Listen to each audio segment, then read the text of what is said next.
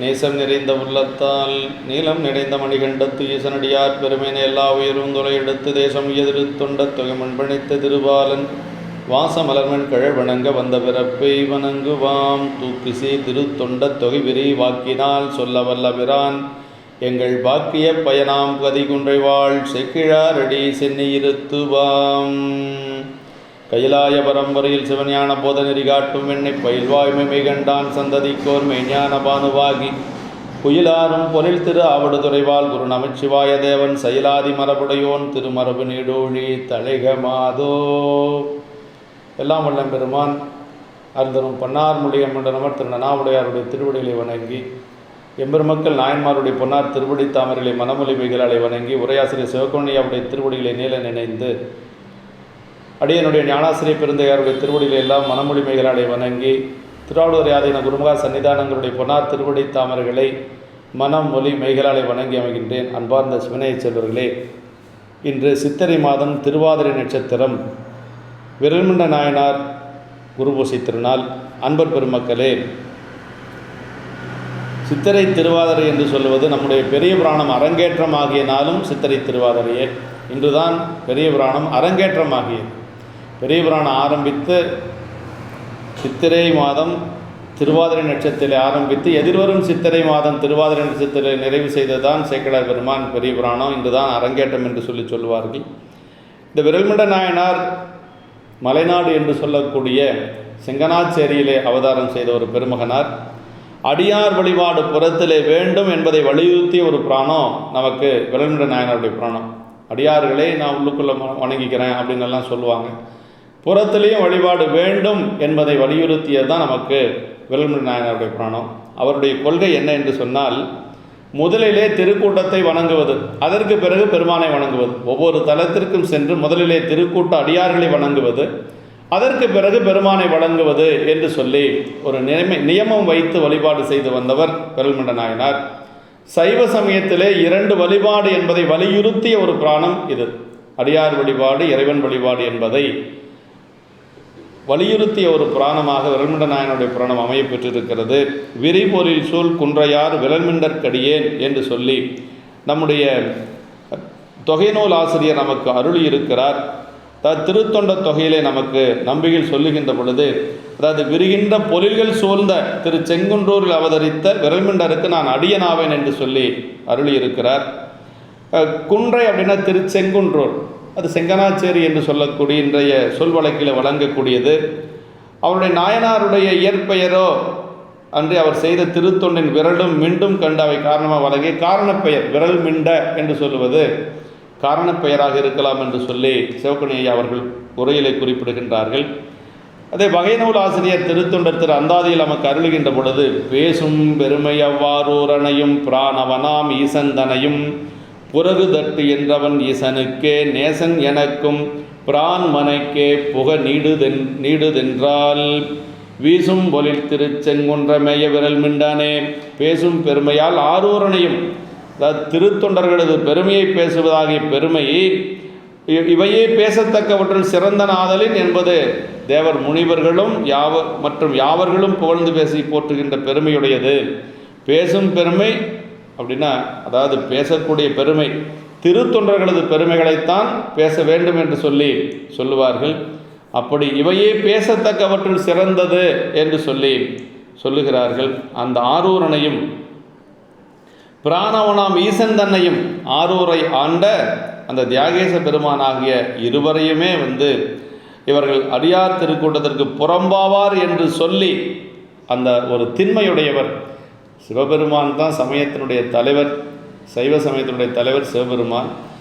அவருக்கு தோழராக இருக்கக்கூடியவர் சுந்தரர். 2 பேரையுமே அவர் புறகு என்று சொல்லி ஒரு பெருமையுடையவர் என்று சொல்லி சேக்கிழார் பெருமான் இதில் சொல்லுகிறார். ஏனென்று சொன்னால், அடியாரை வணங்காத சுந்தரரும் புறகு, சுந்தரரை ஆட்கொண்ட தியாகேசனும் புறகு என்று சொல்லி, அதான் இதில் ஈசந்தனையும், அதாவது ஆரூரனையும் அவருக்கு பிராணவனாம் ஈசந்தனையும் புறகுதட்டு என்று அவன் என்று சொல்லி அப்படி ஒரு பெருமையுடையவர், அடியார் வழிபாட்டிலே ஒரு உரைப்புடையவர் என்று சொல்லி நமக்கு நம்முடைய திருத்தொண்டர் அந்தாதி ஆசிரியர் நமக்கு அருளுகின்றார். பிறகு ஈசனுக்கே என்றதனால் எனக்கும் பிரான் என்னையும் ஆண்ட தலைவர் என்று சொல்லுகிறார். அதற்கு பிறகு பெருமான் திருவருளினாலே இறைவனுடைய திருவடி சேர பெற்றவர் நம்முடைய நாயனார். அவர் அவதரித்த ஊர் செங்குன்றூர் என்று சொல்லக்கூடிய, திருச்செங்குன்றூர் என்று சொல்லக்கூடிய, செங்கனாச்சேரி என்று சொல்லி நமக்கு அறிய முடிகிறது. விரிநூல் என்று சொல்லக்கூடிய பெரிய புராணத்திலே மொத்தம் 11 திருப்பாடல்களில் நமக்கு ஆசிரியர் பெருமானார் அருளியிருக்கிறார். அதிலே முதல் பாட்டிலே மலைநாட்டினுடைய சிறப்புகளை பற்றி சொல்லுகிறார். மலைநாட்டுக்கு ஒரு பெயர் பரசுராமன் நாடு என்று சொல்லுவார்கள். பரசுராமர் அங்கு அந்த தவம் செய்திருந்ததனால மலைநாட்டை பற்றி சொல்லுகின்ற பொழுது பரசுராம சேத்திரம் என்று சொல்லுவார்கள். விரை செய் நரும்பூந்தொடையதலி வேணியார்தம் கழல் பரசி பரசு பெருமா தவமுனிவன் பரசுராமன் பெருநாடு திரை செய் கடலின் பெருவலனும் திருந்து நிழலின் செலுவலனும் வரையின் வலனும் உடன் பெருகி மல்கு நாடு மலைநாடு. அது மலைநாடு என்று சொல்லுவார்கள். இப்போ கேரள தேசம் என்று சொல்லக்கூடியது.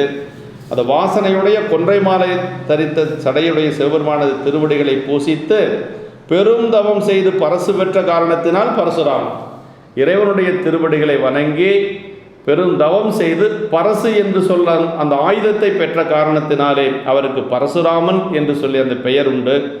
அப்படி அந்த பரசுராமன் இந்த பெற்ற நாடு, பரசுராமனால் உருவாக்கப்பட்ட நாடு இந்த மலைநாடு என்று சொல்லுவது. அலைகளையுடைய கடலிலே படும் பெரு வளங்களும் திருந்து நிலங்களின் செழித்த வளங்களும் மலைகளினுடைய இனிய வளங்களும் ஒரு சேர பெருகி மிகுகின்ற நாடாகிய மலைநாடு, அதுக்கு பேர் மலைநாடு என்று சொல்லுவார்கள்.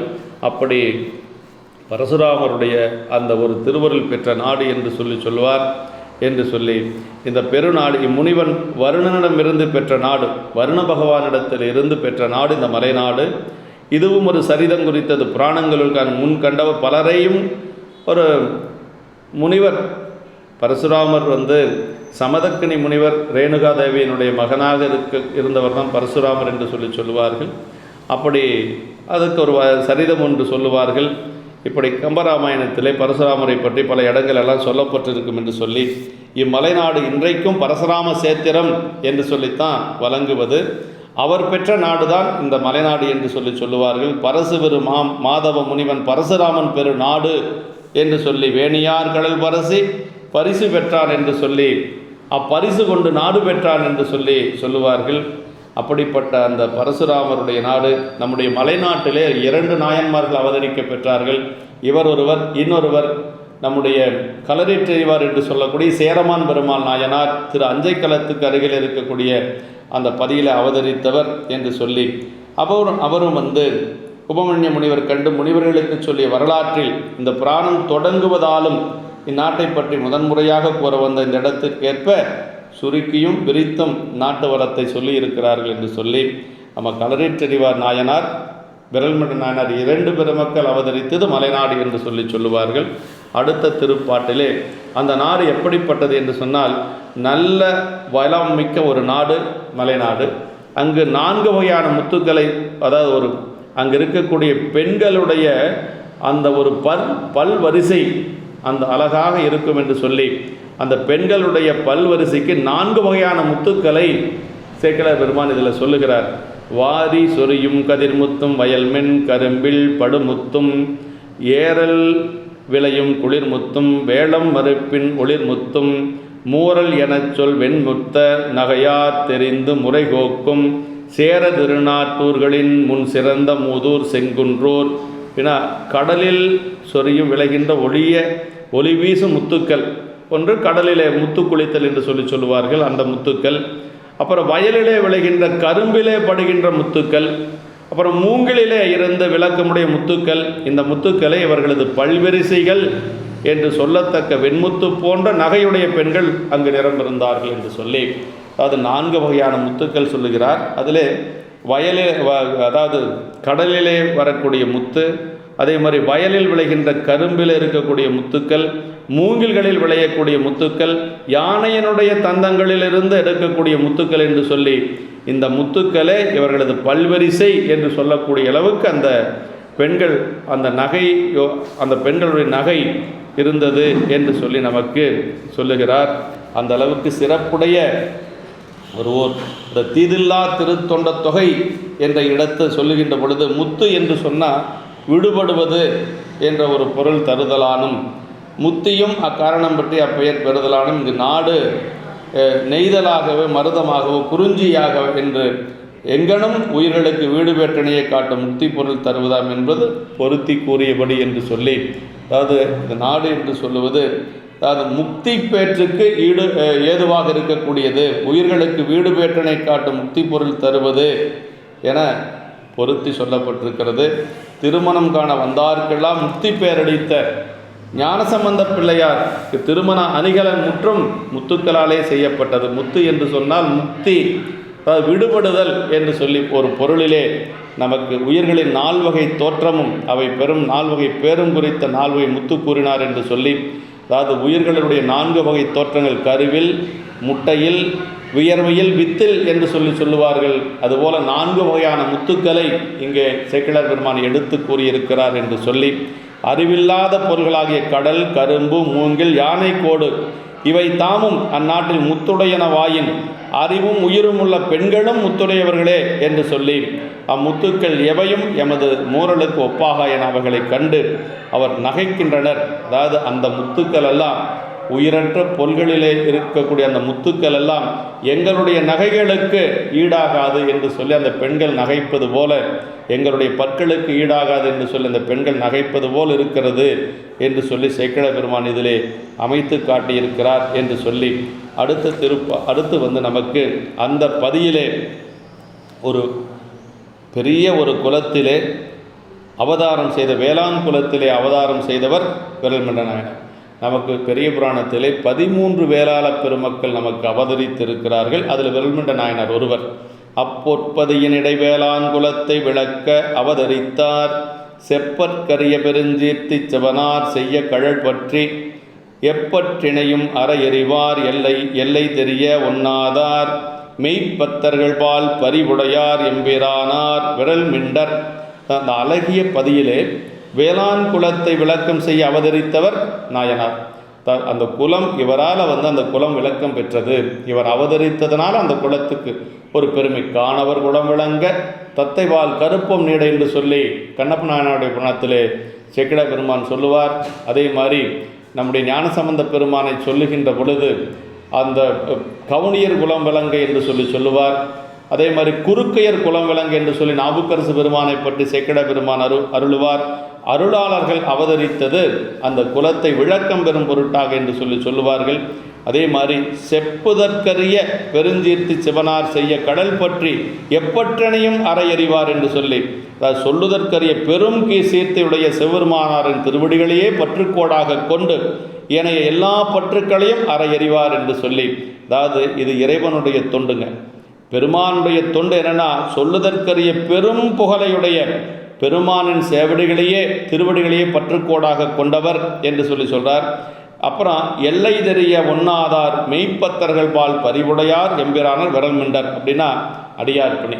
ஒரே பாடலில் அரண் தொண்டும் சொல்கிறார், இன்னொன்று அடியார் தொண்டு சொல்கிறார். ஏன்னா சைவத்தினுடைய 2 தொண்டு.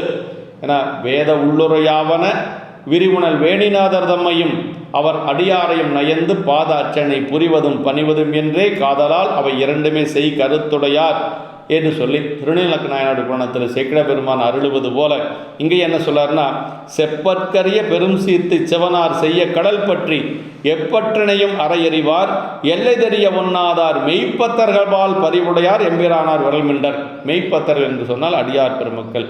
அடியார்களிடத்தில் மிகுந்த அன்புடையவர் என்று சொல்லி, உண்மை அடியார்களிடத்து அன்புமிக உடையவர் எமது பெருமானாராகி விரல்மிண்டர் என்று சொல்லுகிறார்.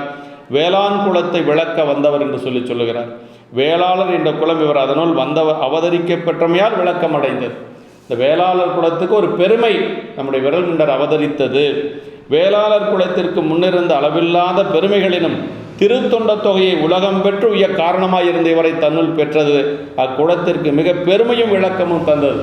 திருத்தொண்ட தொகை நமக்கு கிடைப்பதற்கு மிகவும் காரணமாக இருந்தது விரல்மிண்ட நாயனார் என்று சொல்லுவார்கள்.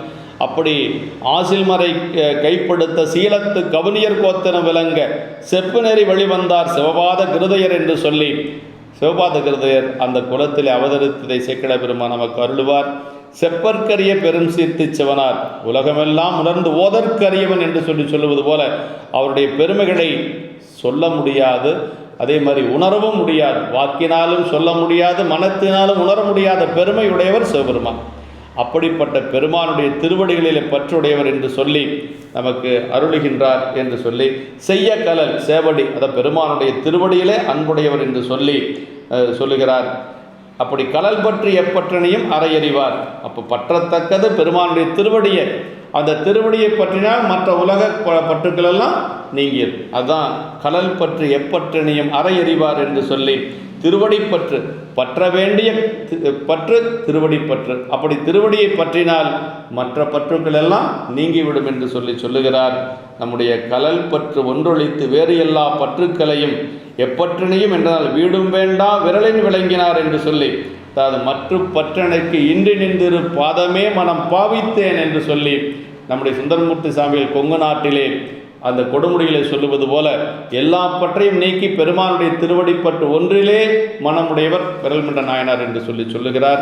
எல்லை தெரிய ஒண்ணாதார், பொருளின் அளவால் அளக்கலாகாதவருடைய செப்பற்கரி என்று சொல்லி மெய்ப்பத்தர்கள் என்று சொல்றார். அடுத்த அன்பர்களை பற்றி சொல்லுகின்ற பொழுது, அதாவது உண்மையான அன்பர்கள் மெய்ப்பொருள் நாயனார் போல அல்லாது இந்நாயனார் உண்மை அன்பர்கள் போலே பக்தி செய்வார் ஆயின் இவர் வேடத்தை சிந்தை செய்யாரோ எனின் வேடத்துடன் உண்மை அன்பும் உடன் சேர்த்தி எண்ணி அன்பு செய்வார். உண்மையான அன்பர்களாக இருக்கணும், அடியாரிடத்தில் அன்புடையவர்களாக இருக்கணும்.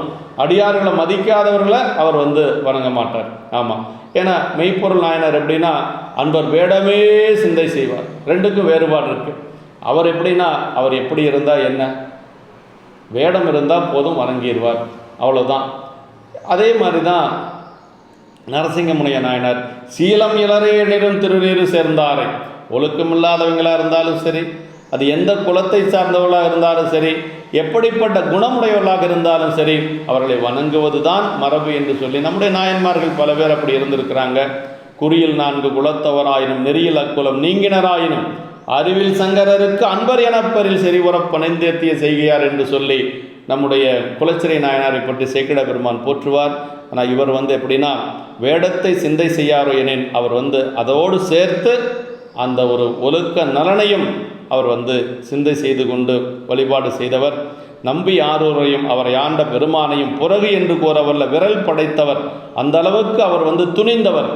சிவபெருமானையே புறகு என்று சொல்லக்கூடிய அளவுக்கு வலிமையுடையவர். அந்த ஒரு வீரம் என்னால் விளம்பும் தகையதோ என்று சொல்லக்கூடிய அளவுக்கு அந்த ஒரு பெருமானிடத்திலே ஒரு உறுதி படைத்தவர் என்று சொல்லி நமக்கு அப்படி திருவுள்ளம் மெய்ப்பத்தர்கள் பால் பறிவுடையது என்று சொல்லுகிறார்.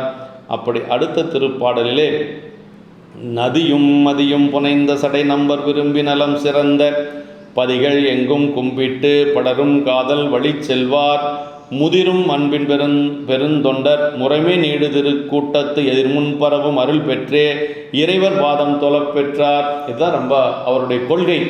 முதல்ல என்ன செய்வார் அப்படின்னா, முதிரும் அன்பின் பெருந்தொண்டர் முறைமை நீடு திருக்கூட்டத்து எதிர்முன் பரவும் அருள் பெற்று அப்படின்னார். முதல்ல முதிர்ந்த அன்புடையார்களாகிய பெரும் திருத்தொண்டர்களது திருக்கூட்டத்தின் எதிரே முன்னர் துதித்து கோயிலுக்கு போகிறாரு. முன்னாடி திருக்கூட்ட அடியார்களாக இருக்கிறாங்கன்னா முதல்ல அடியார்களை பணிவார். அடியார்களை பணிந்து வழிபாடு செய்து கொண்டு அதற்கு பிறகு பெருமானுடைய திருவடிகளை போய் வணங்குவார் என்று சொல்கிறார். இதுதான் இந்த சரிதத்தில் முக்கியமான இடம். முதிரும் அன்பில் பெருந்தொண்டர் முறைமை நீடு திருக்கூட்டத்து எதிர்முன் பரவும் அருள் பெற்று அந்த அடியாருடைய அருளை பெற்று அதற்கு பிறகு இறைவர் பாதம் தொழப் பெற்றார் என்று சொல்லி சேக்கிழ பெருமான் இந்த இடத்த சொல்றார். நம்பர் அப்படின்னா அதாவது நம்பி அடைதற்குரியவர் என்று சொல்றார். ஆமாம், நலம் சிறத்தலாது வெளிப்பட்டருளி அன்று முதல் இன்று வரை அடைந்தார்க்கெல்லாம் அவருக்கு ஏற்றபடி சிறந்த நன்மை தந்து விளங்குதல் என்று சொல்றார். ஆமாம், அப்படி தல யாத்திரையின் பயனை, அதாவது அவர் ஒவ்வொரு தலங்களாக சென்று எல்லா பதிகளிலும் சென்று பெருமானை வழிபாடு செய்வார். பெருமானை வழிபாடு செய்வதற்கு முன்பாக அடியார்களை வணங்கி அதற்கு பிறகு பெருமானை வழிபாடு செய்யக்கூடியவர். முதிரும் அன்பின் பெரும் தொண்டர் அப்படின்னா, முதிரும் அன்பர் அதாவது சிவன் ஞானிகள் சீவன் முக்தர்கள் எப்படி இருப்பாங்கன்னா, ஆலயம்தானும் அரண்யனத்தொழுமே, அவங்க எப்பொழுதும் இறைவனை வழிபாடு செய்வாங்க, அடியார்களை வழிபாடு செய்வாங்க. செம்மலர் நோந்தால் சேரலொட்ட அம்மலம் கிழி அன்பொருடுமறி மாலரநேய மலிந்தவர் வேடமும் ஆலயம்தானும் அரண்யனத் தொழுமே என்று சொல்லி சீவன் முக்தருடைய நிலையிலே நின்று அவர் வழிபாடு செய்கின்றார். பல ஊரும் செல்லும் யாத்திரை நற்பயன் தரும் என்ற உலகநிலை ஒழுக்க கொள்கையும் காண்கின்ற சொல்லி தல யாத்திரை செய்வோரில் பலரும் ஆரவாரத்தன்மையோடு சென்று வழிபாடு செய்வார்கள். நாயனார் அப்படி அல்லாது அங்கு சென்று முதலிலே திருக்கூட்ட அடியார்களை வணங்குவது, அதற்கு பிறகு பெருமானை வணங்குவது என்று சொல்லி நிலையிலே நின்றவர். அதான் முதிரும் அன்பின் பெரும் தொண்டர் அப்படின்னார். தொண்டு புரிந்து வருதலாலே இறைவனிடத்து அன்பு மேன்மேல் முதிர்ந்து வரும் என்பது தொண்டு செய்ய செய்ய பெருமானிடத்தில் அன்பு முதிர்ந்து கொண்டே வரும் என்று சொல்லுகிறார். இடைவிடாது அந்த தைலதாரை போல ஒழுகி வரும் அன்பு என்று சொல்லுகிறார். இடையரா அன்புனக்கு என் ஊடகத்தே நின்றுருக தந்தருள் எம் உடையான் என்று சொல்லி மணிவாசக பெருமான் சொல்வது போல அந்த தொண்டு செய்ய செய்ய பெருமானிடத்தில் அன்பு பெருக வேண்டும் என்று சொல்லுகிறார். முறைமைநீடு திருக்கூட்டம் அப்படின்னார். திருத்தொண்டின் முறைமையிலே நீடி வருகின்ற தொண்டர்களின் திருக்கூட்டம் திரண்ட பெரும் திருநீற்று தொண்டர்குலாம் இருதரமும் சேர்ந்த போதில் 2 நிலவின் கடல்கள் ஒன்றாகி அணைந்தன போல் இசைந்தன்று என்று சொல்லி நமக்கு நாவுக்கரசு பெருமானும் ஞானசம்பந்த பெருமானும் சந்தித்த 2வது சந்திப்பை சேக்கிழார் பெருமான் நமக்கு 2 பார்க்கடல்கள் ஒன்று போல் சேர்ந்தது போல இருந்தது என 2 பக்கம் திருநீற்று அன்பர்கள், அப்படி திருநீற்று தொண்டர்கள் 2 பக்கம் சேர்ந்த பொழுது 2 பார்க்கடல் ஒன்று சேர்ந்து இசைந்தது போல் இருந்தது என்று சொல்லுவார். முன்பரவும் அருள் பெற்று இறைவபாதம் தளப்பட் தொண்டர் கூட்டத்தை பணிதலை முதலாவதாகவும் இறைவனை பணிதலை அதற்கடுத்து 2வதாகவும் கொண்டொழுகியவர் நாயனார் என்று சொல்லி தொண்டர்களே முதலில் தொழுதற்குரியவர் என்பது இவர்கள் தொண்டிலே தாம் ஈடுபட்டு பழகியவர்களாய் தம்மை அடைந்தாரையும் அவ்வாறு ஈடுபடச் செய்து இறைவன்பால் செலுத்துவிக்கும் கருணையும் ஆற்றலும் உடையார். அடியார்கள் தான் முதல்ல வணங்க வேண்டும் என்ற ஒரு நியதியிலே இருந்தவர் நம்முடைய நாயனார் என்று சொல்றார். திருவாரூரை தரிசிக்க அணையும் போது ஆளுடைய பிள்ளையாரும் ஆளுடைய அரசுகளும் ஆளுடைய நம்பிகளும் தம்மை எதிர்கொண்டு வணங்கிய திருத்தொண்டர் கூட்டத்தை பரவி தொழுது அதற்கு பிறகுதான் பெருமானை வழிபாடு. 3 பெருமக்களுமே அப்படித்தான் செய்கின்றார்கள். இது நம்ம அங்கே பார்க்கலாம். நம்பிகளும் முதல்ல அடியார்களை வணங்கி கொண்டு தான் போகிறார். அதே மாதிரி நம்பிகள் எந்த இருப்பது மாதூர் அவர் எம்மையும் ஆழ்வோரோ கேளீர் என்று சொல்லுகிறார். அதே மாதிரி நம்முடைய நாவுக்கரசு பெருமான் உள்ளே வணங்க செல்லுகின்ற பொழுது புற்றிடம் கொண்டான் தன் தொண்டருக்கு தொண்டராம் புண்ணியமே என்று சொல்லி அந்த பதிகத்தை பாடிக்கொண்டு தான் போகிறார். அதே மாதிரி நம்முடைய மறை பிள்ளையார் நம்முடைய ஞானசம்பந்த பிள்ளையார் உள்ளே செல்லுகின்ற பொழுது என்றுகொள் எய்துவது என்று சொல்லி அந்த திருப்பதிகத்தை பாடி அடியார் பெருமக்களுடைய பெருமைகளை பேசி அதற்கு பிறகுதான் உள்ள போகிறார். அவ்வளவு சிறப்புடையது இந்த அடியார் வழிபாடு. அது திருவாரூர் தான் அதற்கு முக்கியமான ஒரு தலமாக கருதப்படுவது. திருவாரூரில் இறைவனுக்கு அடிமையாக இருப்பதை காட்டிலும் அடியார்களுக்கு அடிமையாக இருப்பது தான் அங்கே சிறப்பு என்று சொல்லுவார்கள். அப்படி அடுத்த திருப்பாட்டில் இவர் அப்படி அருவிகளையுடைய மலைநாட்டை கடந்து அங்கிருந்து வெளியிலே வந்து வேறு பதிகளுக்கெல்லாம் செல்லுகின்றார். அங்கே இருக்கக்கூடிய பெருமானுடைய திருவடிகளெல்லாம் வழங்கி கொண்டு வருகிறார். விதிப்படி இப்போ சொன்னது போல நிகரொன்று இல்லாத நாயனார் அப்படின்னா சகல சாத்திரங்களின் உள்ளுரை உண்மை அடியார் பணியே என்றதை காட்டும் திருத்தொண்ட தொகை உலகுக்கு உபகரிக்க வந்தவர் ஆதலில் நிகரில்லார். எனக்கு தனக்கு நிகரில்லாத ஓமன் இல்லாத இறைவனை அடைந்தார் ஆதலில் தனக்கு நிகர் ஒன்றில்லாதவர் என்று சொல்லி சேக்கிழ பெருமான் இவருக்கு நிகர் ஒன்றில்லாதவர் என்று சொல்லுவார். ஏன்னா நாயனாருடைய அந்த ஒரு உரைப்பின் காரணமாக தான் திருத்தொண்ட தொகை நமக்கு வந்தது என்று சொல்லுவார்கள். இந்த 7வது திருப்பாட்டில் சொல்றார். திருவார் பெருமை திகழ்கின்ற தேவாசிரியன் இடை பொலிந்து மறுவான் என்ற சிவனடியார் தம்மை தொழுது வந்தனையாது. திருவார் பெருமை திகழ்கின்ற தேவாசிரியன் இடை பொலிந்து அருளால் மறுவான் என்ற சிவனடியார் நம்மை தொழுது வந்து அணையாது ஒருவார் ஒதுங்கும் வந்தொண்டன் பொறகு என்று உரைப்பச் சிவனருளால் பெருகான் என்ற பெரும்பேறு பெற்றார் மீண்டும் மற்றும் பெற நின்றார். ஆமாம், அப்படின்னா அருள் திரு நிறைந்த திருவார் பெருமை திகழ்கின்ற தேவாசிரியன் இடை பொலிந்து. தேவாசிரியன் என்று சொல்லுவது திருவாரூரிலே கிழக்கு வாயிலே வருகின்ற பொழுது வலது பக்கமாக இருக்கக்கூடிய தேவாசிரியன் மண்டபம். அங்கே அடியார் பெருமக்கள் சீவன் முக்த அடியார்கள் நிரம்ப வீற்றிருப்பார்கள். அவர்களை வணங்குவதற்கு தேவர்களெல்லாம் வந்து காத்து கிடப்பார்கள் என்று சொல்லி சேக்கிழ பெருமான் நமக்கு நமினேந்தியடிகளுடைய புராணத்தில் சொல்றார். அண்டர் பிரான் தொண்டர்களல் அமரர் மணியும் அணியாரூர் என்று சொல்லுவார். அப்படி அந்த தேவாசிரி மண்டபத்திலே அந்த முக்தி நிலையில் இருக்கக்கூடிய சீவன் முக்த அடியார்கள் எல்லாம் அங்கே வீற்றிருக்கிறார்கள். அப்படி அந்த தேவாசிரி மண்டபத்தில் பொருந்தி வீற்றிருக்கின்ற சிவனடியார்களை தொழுது அவர்கள் வாழ் வந்து அணையாமல் ஒரு புறமாக ஒதுங்கி செல்லும் வன்தொண்டன் புறகு என்று உரைப்பதற்கு சிவபெருமான் அருளில் பெறுகின்ற பெரிய பேறு பெற்றார் நாயனார். அதுவேயுமன்றி மேலும் பெறுதற்கு அமைந்து நின்றாராக என்று சொல்லி, அதாவது வன்தொண்டர் வழிபாடு செய்ய வருகிறார், திருமணம் முடிந்து வழிபாடு செய்ய வருகிறார். அப்படி வருகின்ற பொழுது அவர்களெல்லாம் சீவன் முக்த அடியார்கள், அவர்களிடத்திலே சென்று வழிபாடு செய்வதற்கு தனக்கு தகுதி இல்லை என்று சொல்லி ஒதுங்கி வர்றார். அவங்களை வழிபாடு செய்யக்கூடாது என்று சொல்லி இருமாப்புல வரல, அவர்களை நேரிலே சென்று வணங்குவதற்கு. அதாவது சிறு தொண்ட நாயனாருடைய புராணத்தில் சேக்கிழார் பெருமான் சொல்வார், சிறு தொண்டர் என்ன சொல்வார்னா, வந்த அடியாரிடத்தில் அவர் கேட்கிறார், நீரோ பெரிய சிறு தொண்டர் என்று சொல்லுகின்ற பொழுது, பூதியணி சாதனத்தவர் முன் போற்ற போதேன் ஆயினும் நாதனடியார் கருணையினால் அருளி செய்வர் என்று சொல்வார். அது மாதிரி திருநீறு பூசி அந்த அடியார்கள் முன்பாக செல்லுவதற்கு தனக்கு தகுதி இல்லை என்று சொல்லி ஒதுங்கி வருகிறார். அதான் அப்போ விரல்மண்டர் என்ன நினைக்கிறார்னா, சிவபெருமானுடைய தோழர் என்பதனாலே அவர் விலகிச் செல்கிறார் என்று சொல்லி நினைத்து கொள்ளுகிறார். இதுதான் புறத்திலே வழிபாடு வேண்டும் என்பதை வலியுறுத்தக்கூடிய இடம். அதாவது என்னதான் அகத்திலே நாம் அடியார்களை வணங்கினாலும் கூட புறத்திலே வழிபாடு செய்து வர வேண்டும் அப்படிங்கிறத வலியுறுத்தக்கூடிய ஒரு இடம் என்று சொல்லி, அப்படி வன்தொண்டர் செஞ்சதனால அவர் புறகு என்று சொல்லுகிறார். அதுவுமன்றி மேலும் பெறுதற்கமைந்து நின்றாராக என்று சொல்லி சேக்கிழார் பெருமான் அங்கே சொல்லுகிறார். அப்படி அதாவது அந்த இடத்துல தொழுது வந்தணையாது ஒருவாறு ஒதுங்கும் வன்தொண்டன் என்று சொல்லி வணங்காத செல்லக்கூடிய வன்தொண்டன் புறகு என்று சொல்லுகிறார்.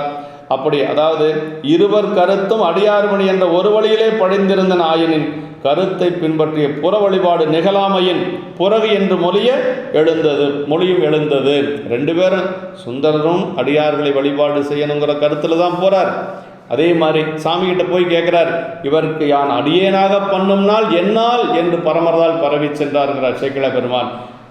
ரெண்டு பேர்த்தனுடைய கருத்து ஒன்றாகத்தான் இருக்கிறது. யார் விரல்மிண்டருடைய கருத்தும் அடியார்களை வணங்குவது, சுந்தரருடைய கருத்தும் அடியார்களை வணங்குவது. ஆனால் புறத்திலே வழிபாடு நடக்காதனால இந்த புறகு என்ற சொல் அங்கே வந்தது. புறகுங்கிறது ஏன் வந்ததுன்னா, புறத்திலே வழிபாடு செய்யாததனால் வந்தது புறகு என்று. அப்போ அடியார்களை புறத்திலே வழிபாடு செய்யணும் அப்படின்னு சொல்றார். ஆமாம், சேனார் மேறு சிலை வளைத்த சிவனாரடியார் திருக்கூட்டம் பேணாது ஏகும் ஊரனுக்கும் பிராணாம் தன்மை பிறை சோடி பூனார் அரவம் புனைந்தார்க்கும் புறகு என்று உரைப்ப மற்றவர்வால் கோணா அருளை பெற்றார் மெற்றி இனியார் பெருமை கூறுவார். அதாவது சேனார் மேறு சிலை வளைத்த சிவனாரடியார் திருக்கூட்டம் பாருங்க, சேனிடையிலும் உயர்ந்து நிறைந்த அந்த மேருமலையை வில்லாக வளைத்த பெருமான் சிவபெருமான் அடியார் திருக்கூட்டம் பேணாது செல்லும் நம்பி ஆரூரருக்கும்.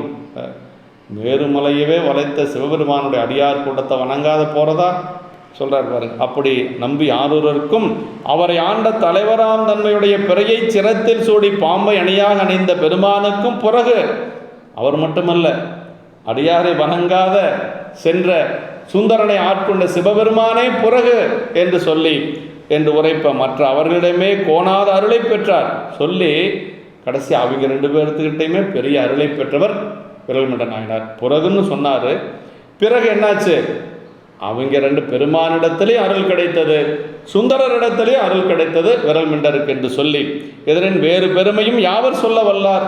இதை விட வேறு பெருமை யாரால் இனியார் பெருமை கூறுவார், யாவர் பெருமை சொல்ல வல்லார் என்று சொல்லி சேக்கிழார் பெருமான் இந்த இடத்தை நமக்கு அருளுகின்றார்.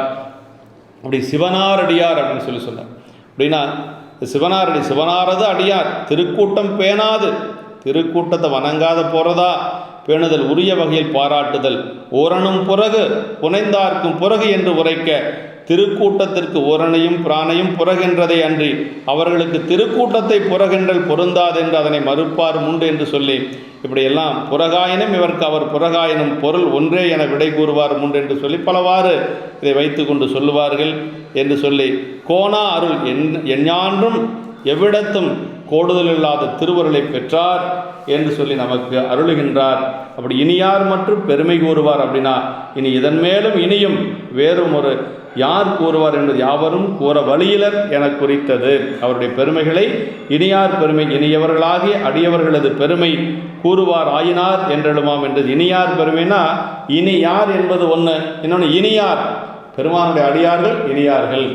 இகத்தும் பரத்தும் இனியாரை காணேன் என்று சொல்லி சிறுத்தொண்ட நாயனார் புராணத்தில் அடியார்களை பற்றி இனியார் என்று சொல்லி அங்கரோட வருது. அதே மாதிரி இமக்குளக்கொடி பாகற்கு இனியவர் தமக்கு விரல்மிட நம்முடைய இளையான்குடி மாறநாயனார் புராணத்தில் ஒரு இடத்துல வருது. இப்படி இனியார் என்று சொல்லுவது அடியார்களை சொல்லக்கூடிய சொல். இனியார் மற்றும் பெருமை கூறுவார் என்று சொன்னால் இனியவர்களாகிய அடியவர்களது பெருமை கூறுவார் ஆயினார் என்றெழுமாம் என்று சொல்லி சொல்கிறார். இப்படி எல்லாம் இந்த இடத்துல நாயனார் நம்பியை ஆண்ட இறைவனுக்கும் பிறகு என்றது தீயதன்றோ எனின் அது அடியார்வால் சென்ற பக்தியின் திண்மை. இறைவனை போய் அப்படி சொல்லலாமா அப்படின்னு வியாக்கான சொல்லலாம்.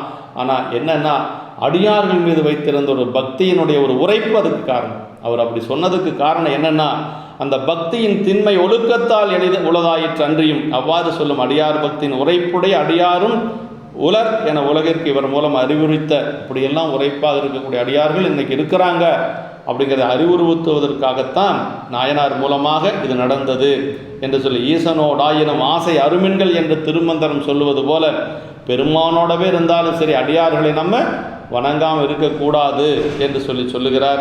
இப்படி சொல்லுகின்ற பொழுது பெருமான் என்ன செஞ்சாராம், ஏப்பா நான் அடியார் கூடத்தான் இருக்கிறேன் என்று சொல்லி இறைவன் அப்படியே ஒரு வாக்கு எழுந்ததாக நமக்கு இந்த பாட்டில் சொல்கிறார். ஞாழமுய்ய நாமுய்ய நம்பி சைவ நென்னெறியின் சீலமுய்ய திருத்தொண்ட தொகை முன்பாட செழுமறைகள் ஓலமிடவும் உணர்வறியார்தாம் அடியாருடன் நாம் உளது என்றால் ஆழம் அமுது செய்த பிரான் அடியார் பெருமை அறிந்தார் யார். ஞாழமுய்ய இந்த உலகம் உய்ய நாம் உய்ய சைவ வழியினது சீலமுய்ய திருத்தொண்ட தொகை முன்னே நம்பிகள் பாட. இந்த உலகத்தில் சைவத்துக்கு ஒரு ஒழுக்கம் இருக்குது. சைவ நெறியின் சீலம் என்னென்னா அடியார் வழிபாடு என்று சொல்கிறார். அப்படி நம்பிகள் பாட செழிய மறைகள் ஓலமிட்டும் உணர்தற்கறியாதவராகிய சிவபெருமான் நாம் உள்ளது அடியாருடனே யாம் என்று சொல்லுவாரானால் விடத்தை அமுதாக்கி இறைவர் அடையார் பெருமையை யாவர் அறிந்தவர்கள். பெருமானே சொல்கிறாராம், எப்பா என்ன பிறகுன்னு சொல்கிறையா, நான் இருக்கிறது அடியார்கள் கூட தானே இருக்கிறேன் என்று சொன்னதனால சொல்கிறாரு. அப்போ ஆலம் அமுது செய்த பிரான் அடியார் பெருமை அறிந்தார். பெருமான் அந்த ஆலத்தை ஆலகால விடத்தை உண்ட அந்த பெருமானுடைய அந்த பெருமைகளை அறிந்தவர்கள் இந்த உலகத்தில் யார் என்று சொல்லி நமக்கு இந்த இடத்திலே கேட்கிறார். தான் திருத்தொண்ட தொகை நம்பி பாடு என்று சொல்கிறாருங்க. தொகை பாடியதனால் சைவ நெறியின் சீலம் உய்ந்தது. அதாவது அடியார் வழிபாடு என்று சொல்லி அதற்கு ஒரு பதிகமே பாடியது திருத்தொண்ட தொகை தான்.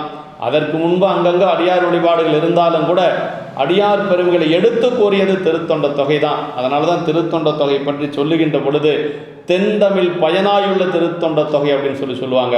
நாவேய்த திருத்தொண்ட தொகை அப்படின்னு சொல்லுவாங்க. மூலமான திருத்தொண்ட தொகை, சைவத்திற்கே மூலமான திருத்தொண்ட தொகை என்று சேக்கிழ பெருமான் சொல்வார். தீதில்லா திருத்தொண்ட தொகை என்று சொல்லுவார்கள். சுந்தர திருத்தொண்ட தொகை என்று சொல்லுவார்கள். இப்படி திருத்தொண்ட தொகைக்கு பலவாறு இது என்னென்னா திருத்தொண்ட தொகையில் பெருமானும் சுந்தரரும் சேர்ந்து பாடிய திருத்தொண்ட தொகை. தம்பிரான் தோழரவர் தாமொழிந்த தமிழ் முறையே என்று சொல்லி எம்பிரான் தமர்கள் திருத்தொண்டு ஏத்தலுற்றன் என்று சொல்லி அந்த சரித்திரத்தில் சொல்கிறார். தருத்தாட்கொண்ட புராணத்தில் சொல்லுகிறார் என்று சொல்லி நம்பிகள் சைவ நன்னெறியின் சீலம் உய்ய சீலம் இந்த உலகத்தில் நிலைபெறுதல் திருத்தொண்ட தொகையினால் உண்டாயது. சீலம் நிலைபெறுதலாவது சென்ற காலத்தின் படுதலாத்திரமும் இனி எதிர்காலத்தின் சிறப்பும் இன்றெழுந்து அருளப் பெற்ற பேரதனால் எற்றைக்கும் திருவள் உடையேம் என்று சொல்லி ஞானசம்பந்த பெருமானுடைய புராணத்திலே குளச்சிறை நாயனார் ஆளுடைய பிள்ளையாரை துதித்தது அந்த திருத்தொண்ட தொகை பாடப்பெற்ற. அதனால் எல்லா காலத்தும் எல்லா இடத்தும் எல்லா அடியார்களும் துதிக்க பெற்றார்கள் என்று சொல்லி அதனாலே அவர்கள் எல்லாருடைய திருவருளுக்கும் எவ்விடத்தும் எஞ்ஞான்றும் இதனை துதித்தார்கள், எல்லாரும் இலக்காகி உள்ளார்கள் என்று சொல்கிறார். நாம் உய்ய என்று சொல்லுவது அத்திருத்தொண்ட தொகையினை அருளிய நம்பிகளை பரமாச்சாரிய மரபிலை வைத்து தொழுது ஒழுகும் அடியார்களையே சைவ சித்தாந்த மரபினர் என்று சொல்லி அப்படின்னா அந்த சைவ சித்தாந்த மரபில் இருக்கக்கூடிய அடியார்களை வணங்கக்கூடிய நாமெல்லாம் உய்யும் பொருட்டாக என்று சொல்கிறார். ஞானம் உய்ய என்று ஆச்சாரியாரது உபதேச பயன் முதற்கண்ணே அவரை ஆசாரியராக கொண்டொழுகும் பரம்பரையினருக்கு ஆகும் என்று சொன்னார். ஞானமுய்ய என்று சொல்லுவது சைவ மரபொன்றே தாம் இன்புறுவது உலகின் புறக்கண்டு காமுறுவதாதலின். அதனால் இந்த உலகம் உய்ய வேண்டும், அதற்கு திருத்தொண்ட தொகை காரணம் என்று சொல்லுகிறார். அப்படி முன்பாட தேவாசன் இழந்தொழிய திருக்கூட்டத்தின் முன்னர் அந்த பதிகம் பாடுறாருங்க. அதாவது என்ன சொல்றாருன்னா, எப்படி அந்த திருத்தொண்ட தொகை வந்தது, அப்படி வணங்கி கொண்டு செல்லுகிறார். மனதிலே வணங்கி கொண்டு செல்லுகின்ற பொழுது பெருமான் அவருக்கு தியாகேச பெருமான் உள்ளிருந்து வாயில் முன்பாக வந்து காட்சி கொடுக்கிறார். அப்படி காட்சி கொடுத்து பெருமான் சொல்லுகிறார், அவங்களுடைய பெருமைகளையெல்லாம் நம்பிகளிடத்திலே சொல்லுகிறார். பெருமையால் தம்மை ஒப்பார், பேணலால் எம்மை பெற்றார், ஒருமையால் உலகை வெல்வார், ஊனமேல் ஒன்றும் இல்லார், அருமையார் நிலையில் நின்றார், அன்பினால் இன்பம் மாறுவார், இருமையும் கடந்து நின்றார், இவரை நீ அடைவாய் என்று சொல்லி அங்கு சொல்லுகின்ற பொழுது அவர் சொல்றார், நம்பிகள் சொல்றார், ஏதந்தீர் நெறியை பெற்றேன் என்றவர் எதிரி வணங்கி போற்றனர், குற்றமில்லாத நெறியை அடைந்தேன் என்று சொல்லி நம்பிகள் சொல்லுகின்ற பொழுது, நீதியால் அவர்கள் தம்மை பணிந்தினே நிறை சொல் மாலை கோதிலா வாய்மையாலை பாடன அண்ணல் போற என்று சொல்லி பெருமான் நம்பிகளிடத்திலே அவர்களை பணிந்து நீ நிறை சொல் மாலை பாடு என்று சொல்லி சொல்லுகிறார். பொழுது யாதினை அறிந்து என் சொல்லி பாடுகேன், பாடும் பரிசு எனக்கு நீங்கள் அருள வேண்டும், அந்த அடியாருடைய பெருமைகள் என்ன என்று எனக்கு தெரியும் என்று சொல்லி அங்கு இறைஞ்சி நிற்கின்ற பொழுது இறைவனே அடியெடுத்து கொடுக்கிறார். தொல்லைமால் வரைவயந்த தூயாழ்தன் திருப்பாகன் அள்ளல் தீர்ந்து உலகுய மறையளித்த திருவாக்கால் தில்லைவாழந்தனதும் அடியார்க்கும் அடியேன் என்று எல்லையில் வன்புகழாரை எடுத்திசைப்பா மொழி என்றார் என்று சொல்லி இறைவனே அடியெடுத்து கொடுக்கிறார். இறைவன் அடியெடுத்து கொடுத்தது 3 இடங்களில். ஒன்று தன்னை பற்றி பாடுவதற்கு வெண்ணெய் நல்லூரிலே பித்தா என்று சொல்லி அடியெடுத்து கொடுத்தார். இங்கு அடியார்களை பாடுவதற்கு தில்லைவாழந்தனதும் அடியார்க்கும் அடியேன் என்று சொல்லி ஒரு தொடரையே எடுத்து கொடுக்கிறார். அது சொற்றமில். இங்கே சொன்னது நிறை சொல் மாலை என்று சொல்லுவார்கள். அதே மாதிரி அடியார்களை பற்றி பாடுவதற்கு செக்கிழார் பெருமானுக்கு உலகலாம் என்று சொல்லி தில்லையம்பதியில் அடியெடுத்து கொடுத்தார். இதெல்லாம் நமக்கு இருக்கக்கூடிய ஒரு ஆதாரங்கள் மூலமாக சொல்லப்படுவது.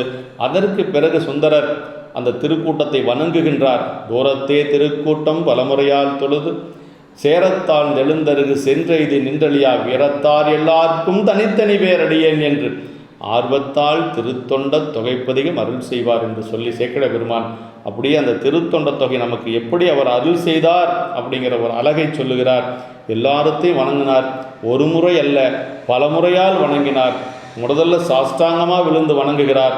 அப்புறம் பஞ்சாங்கமாக 5 உறுப்பாலே வழிபாடு செய்கின்றார். இப்படியெல்லாம் வழிபாடு செய்து அதற்கு பிறகுதான் திருத்தொண்ட தொகை பாடுகிறார் நம்முடைய நம்பிகள். அவர் திருத்தொண்ட தொகை முதல் எடுத்து கொடுத்தார். இவர் அதை வைத்து கொண்டு திருநீலகண்டத்து குயவனார்க்கடியேன் என்று சொல்லி அப்படியே ஆரம்பித்து போற்றுகின்றார்.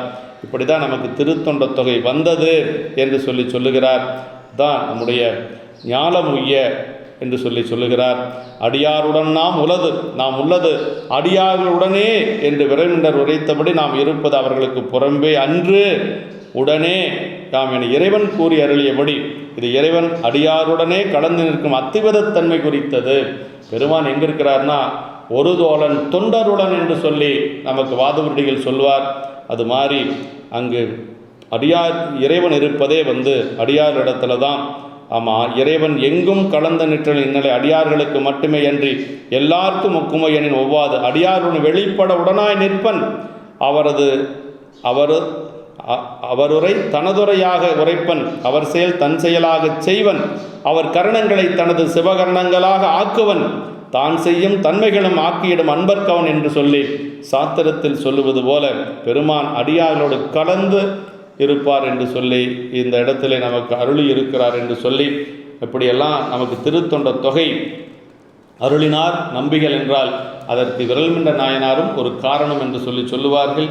அடுத்த திருப்பாடலிலே நமக்கு சொல்லுகின்ற பொழுது ஒக்க நெடு நாளில் உலகில் உயர்ந்த சைவ பெருந்தன்மை தொக்க நிலைமை நெறி போற்றி தொண்டு பெற்ற விரல்மிண்டர் தக்க வகையால் தம்பெருமான் அருளினாலே தரணி நிழல் கீழ் மிக்க கணநாயகராகும் தன்மை பெற்று விளங்கினார். இப்படி நாயனார் திருத்தொண்ட தொகையெல்லாம் பாடி முடித்து நம்பிகளும் நாயனாரும் ஒருவர் அவர்கள் நட்பு கொள்ளுகிறார்கள்.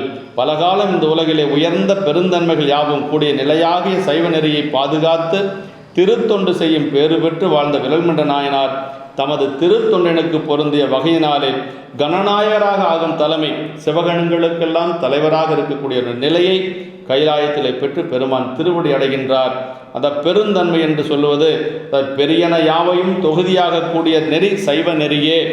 இது திருத்தொண்ட தொகையால் போன்ற நெறி குறித்தது என்று சொல்லி நெறி போற்றுதலாகிய திருத்தொண்டினை செய்யும் பேறு பெற்ற அந்த திருக்கூட்டத்து எதிர்முன் பரவும் அருள் பெற்று இறைவர் வாதம் தொலைப்பெற்றார் என்று சொல்லி அந்த புறகு என்று உரைப்ப சிவனருளாலே நின்ற பெரும்பேறு பெற்றார், பெருகான் என்ற பெரும்பேறு பெற்றார் என்று சொல்லி சேக்கிழ பெருமான் அருளுவது போல அதனாலே இவர் பெரும் பேறு பெற்றார் என்று சொல்லி அவன் அருளாலே அவன் தாள் வணங்கி என்று மணிவாசக பெருமான் சொல்லுக்கு ஏற்ப இவர் வாழ்ந்து காட்டியவர் நம்முடைய நாயனார் என்று சொல்லி வேறு பிரிதி என் திருத்தொண்ட தொகையால் உலகு விளங்க வரும் பேரு தனக்கு காரணராம் பிரானார் விரல் மிண்டரை பெருமை கூறும் அளவு என்னால் என் அளவிற்று அப்படின்னா அவர்தால் சென்னி மேல் கொண்டே ஆரை வணிகர் அமர்நீதி அன்பர் செய்கை அறைகுவோம் என்று சொல்லி பல வேறு மற்றும் சொல்லி கொண்டிருக்க வேண்டியது என்னை என்ன சொல்ல திருத்தொண்ட தொகை கிடைக்க பெற்ற அதனாலே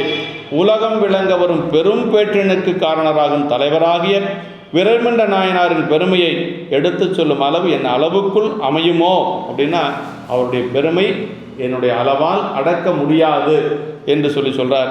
பாயிரத்திலே சொல்லுவது போல, அதாவது பிரானார் அப்படின்னா என்னுடைய தலைவர் விரல்மிண்டர் என்று சொல்லி நமக்கு சேக்கிழ பெருமான் இங்கே அருளுகிறார். என்னுடைய பிரானார் என்று சொல்லுகிறார்.